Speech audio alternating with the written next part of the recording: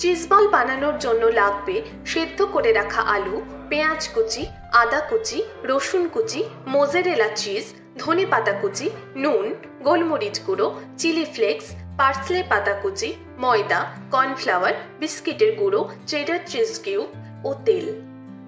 প্রথমে সেদ্ধ করে রাখা আলুর খোসা ছাড়িয়ে সেটাকে 2 চা চামচ পেঁয়াজ কুচি, 1 চা চামচ আদা কুচি, 1 চা চামচ রসুন কুচি, ধনেপাতা কুচি, চিলি ফ্লেক্স, পার্সলে পাতা কুচি, গোলমরিচ গুঁড়ো, নুন, মোজারেলা চিজ, অল্প বিস্কিটের গুঁড়ো দিয়ে ভালো করে মেখে নিন। এরপর ছোট ছোট বলের আকারে গড়ে নিন।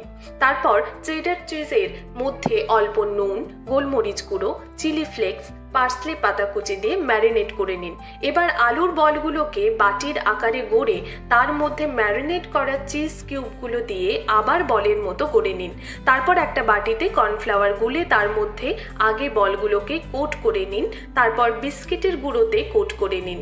এবার তেল দিয়ে ভেজে নিলেই তৈরি চিজ বল।